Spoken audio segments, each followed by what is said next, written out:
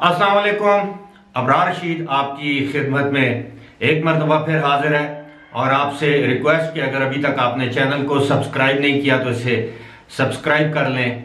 जो bell icon या घंटी का बटन है उसको ज़रूर प्रेस कीजिएगा। आपका बहुत बहुत शुक्रिया।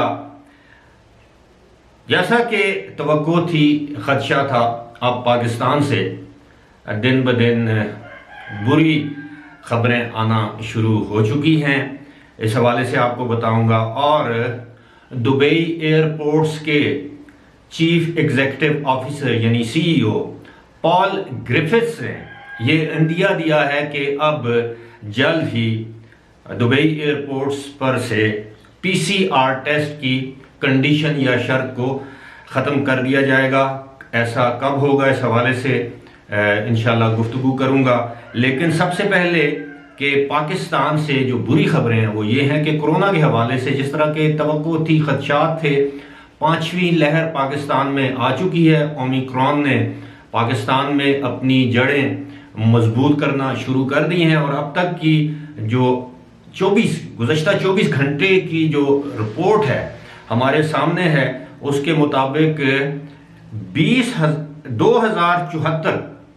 2074 केसेस रिपोर्ट हुए हैं। और सबसे अफसोसनाक बात यह है कि 13 अमवात हुई हैं।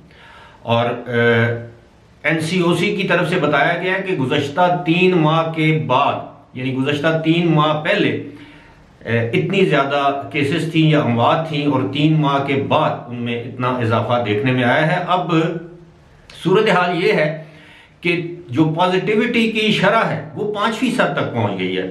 और कराची में बताया जा रहा है कि 22%, लाहौर में शायद 12%, इस्लामाबाद में 5.5%, मुख्तलिफ शहरों में ये शरह ऊपर जा रही है। अब इस तरह के इशारे भी मिल रहे हैं कि शायद एक मरतबा फिर कॉलेजेस, स्कूल, यूनिवर्सिटीज़ में डिस्टेंस लर्निंग या ऑनलाइन लर्निंग दोबारा शुरू कर दी जाए। इसका अभी फैसला तो नहीं हुआ, लेकिन अगर केसेस की तादाद में इसी तरह इजाफा होता रहा तो यकीनन हुकूमत को कुछ हिफाजती इक़दाम उठाने पड़ेंगे। अब आते हैं जनाब यूएई की जानब। यूएई में दुबई एयरपोर्ट्स के सीईओ पॉल ग्रिफिथ्स ने अपने एक इंटरव्यू में ये कहा है कि जो एयरपोर्ट्स पर, ख़ास तौर पर दुबई एयरपोर्ट पर जो पीसीआर की जो टेस्टिंग का सिलसिला है, इससे यकीनी तौर पर जो मुसाफिर हैं या मुल्क से बाहर सफ़र करने वाले या आने वाले जो अफराद हैं उनकी तादाद में नुमायां कमी वाक़या हुई है और ये कोई परमानेंट हल नहीं है।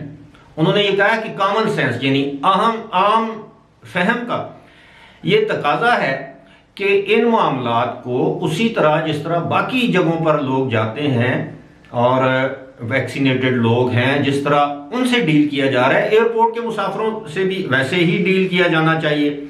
जहाज में हिफाजती इंतजामात होते हैं, इकदाम होते हैं, SOPs पर अमल किया जाता है, तमाम प्रोटोकॉल्स पर अमल किया जाता है, एयरपोर्ट्स पर किया जाता है।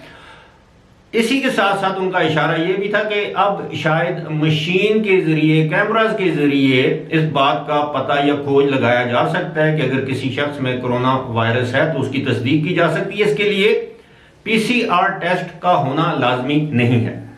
उन्होंने इस उम्मीद का इजहार किया कि आने वाले दिनों में आप देखेंगे कि ये जो टेस्टिंग रिजीम यानी ये जो टेस्ट करने का जो तरीकाकार है ये माजी का हिस्सा बन जाएगा, यानी अब एयरपोर्ट्स को खोल दिया जाएगा। लेकिन ऐसा कब होगा, इस हवाले से वो भी खामोश हैं और हम भी नहीं जानते। लेकिन उनकी बात से ये इशारा जरूर मिला है कि अनकरीब यानी मुस्तकबिल करीब में एयरपोर्ट्स पर, खास तौर पर दुबई के जो एयरपोर्ट्स हैं, जो 3 एयरपोर्ट्स आप कह सकते हैं, उन पर ये जो टेस्टिंग, पीसीआर टेस्टिंग का जो सिलसिला है वो खत्म कर दिया जाएगा।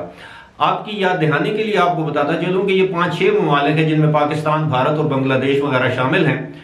यहाँ से आने वाले मुसाफिरों के लिए पीसीआर टेस्टिंग जो है वो लाजमी है, जबकि दीगर ममालिक से आने वाले अफराद के लिए रैंडम टेस्टिंग की जाती है। यानी अगर एक फ्लाइट अगर आई है तो उसमें से चंद मुसाफिरों के टेस्ट किए जाते हैं, तमाम मुसाफिरों के टेस्ट नहीं किए जाते। खास तौर पर यूरोप, बरतानिया या अमेरिका, नॉर्थ अमेरिका से आने वाली फ्लाइट्स के साथ ऐसा किया जाता है, यानी रैंडम टेस्टिंग की जाती है।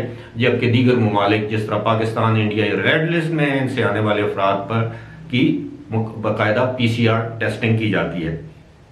लेकिन मेरा सवाल ये है, और यकीनन आप लोगों के जहनों में भी ये सवाल होगा, कि अगर मौजूदा सूरत हाल में कोरोना वायरस के केसेस की तादाद में इजाफा होता है तो क्या ये जो PCR टेस्ट की जो शर्त है एयरपोर्ट पर जाने और आने के लिए, क्या इसको ख़त्म कर दिया जाएगा या इसको फ़िलहाल बदस्तूर बरकरार रखा जाएगा? आने वाले वक्त में, दिनों में ये चीज़ वाज़ेह हो जाएगी। फ़िलहाल इसी के साथ मुझे दीजिए इजाज़त। खुदा हाफ़िज़।